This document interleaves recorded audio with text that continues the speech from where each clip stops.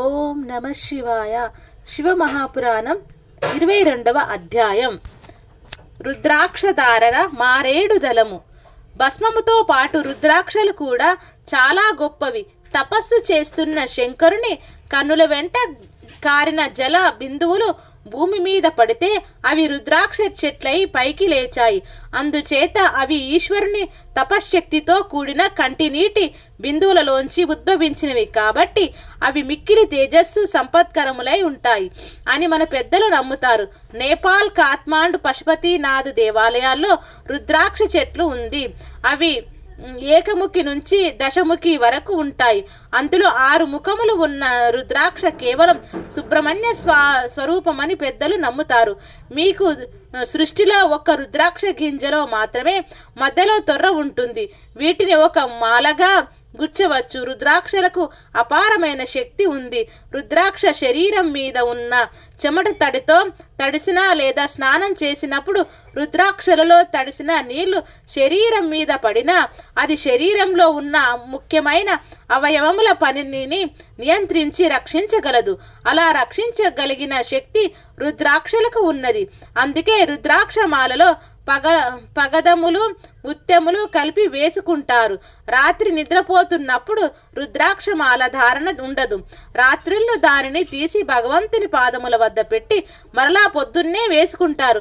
చిదంబర క్షేత్రమును సాక్షాత్ పరమేశ్వరుని హృదయంగా భావిస్తారు. భగవంతుని హృదయము చిదంబరం.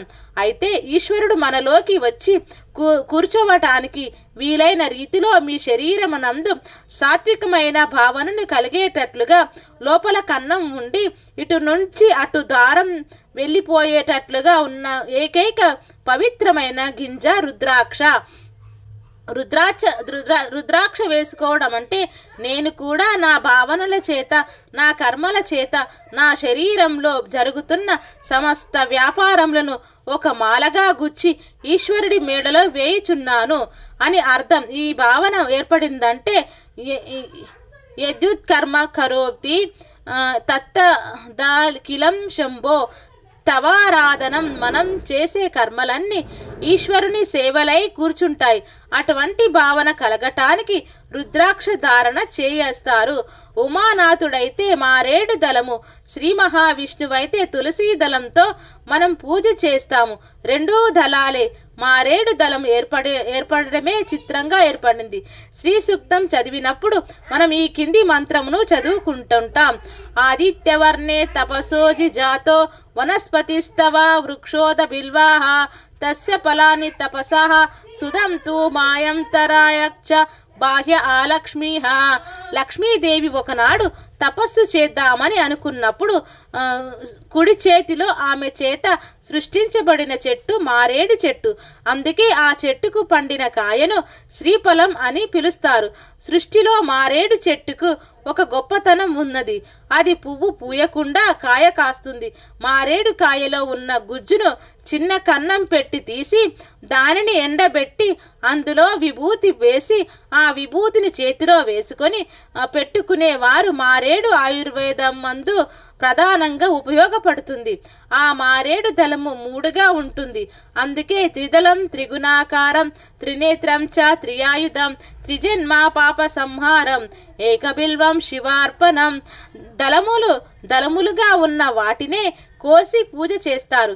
ఈ దళం 3 ఆకులుగా ఉంటుంది. అరుణాచలంలో బహుబిల్వ దళం ఉంటుంది. అది 3 కింద 9 కూడా ఉంటాయి. పుష్పములను పూజ చేసేటప్పుడు తొడిమ లేకుండా పూజ చేయాలి. కానీ మారేడు దళములను పూజ చేసేటప్పుడు కాడను తీసివేయకుండా ఈయననే పట్టుకొని శివలింగం మీద వేస్తారు. మనకి శాస్త్రంలో 5 లక్ష్మీ స్థానములు ఉన్నాయని చెప్తారు. అందులో మారేడు దళం ఒకటి. మారేడు దళంతో పూజ చేసినప్పుడు బిల్వం ఈనే కాని శివలింగమునకు తాగిలితే ఐశ్వర్యం కటాక్షింపబడుతుంది. అందుకే ఇంట్లో ఐశ్వర్యం తగ్గుతున్న, పిల్లలకు ఉద్యోగములు రాకపోవటం మొదలగు ఇబ్బందులు ఉంటే 3 ఆకులు ఉన్న దళమును పట్టుకొని శివునికి పూజ చేసేవారు. శివుడికి మారేడు దళంతో పూజ చేయటం మొదలు పెట్టగానే వెంటనే ఈశ్వరుడు త్రియాయుషం అంటాడంట. బాల్యం, యవ్వనం, కౌమారం ఈ మూడింటిని నీవు చూస్తావు అని ఆశీర్వదిస్తాడట. కాబట్టి ఆయుర్దాయం పూర్తిగా ఉంటుంది. శివుని మారేడు దళములతో పూజించే వ్యక్తి 3 గుణములకు అతీతుడు అవుతాడు. మారేడు దళం శివలింగం మీద బోర్లా పెడితే జ్ఞానం సిద్ధిస్తుంది.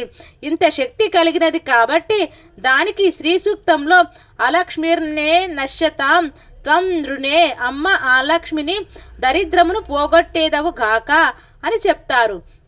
మనిషికి 3 గుణములు 3 అవస్థలు ఉంటాయి.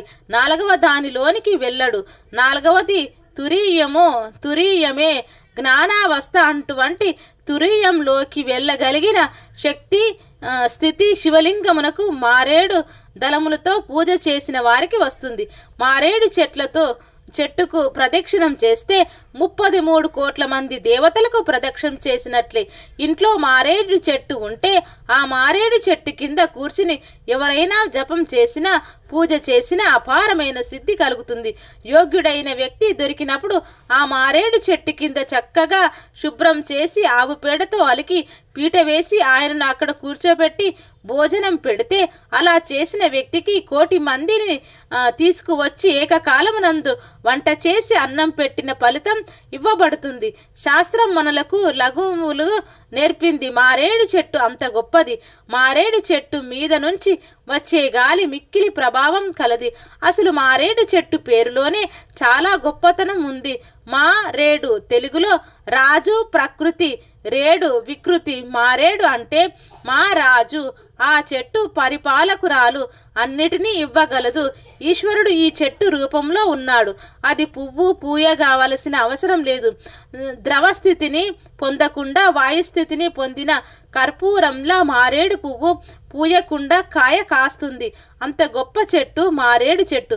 అందుకే మీకు ఏది చేతనైనా కాకపోయినా మీ జీవితమును పండించుకొనడానికి వాసనా బలములు మీరు ఆపుకోలేకపోతే, ప్రయత్నపూర్వకంగా పాపం చేయడానికి మీ అంత మీరు నిగ్రహించుకోలేకపోతే, మీ మనస్సు ఈశ్వరాభిముఖం కావడానికి 3 విషయములు శాస్త్రంలో చెప్పబడ్డాయి. అందులో మొదటిది తప్పకుండా భస్మధారణ చేయటం, 2వది రుద్రాక్ష మెడలో వేసుకోవటం, 3వది తప్పకుండా మారేడు దళములతో శివలింగార్చన జీవితంలో ఒక్కసారైనా చేయుట. ఈ 3 పనులను ప్రతి వ్యక్తి తన జీవితంలో చేసి తీరాలని పెద్దలు చెప్తారు. ఇట్లు శివమహాపురాణం 22వ అధ్యాయం సంపూర్ణం. సర్వం శ్రీ ఉమామహేశ్వరార్పణమస్తు. ఓం శాంతి శాంతి శాంతి.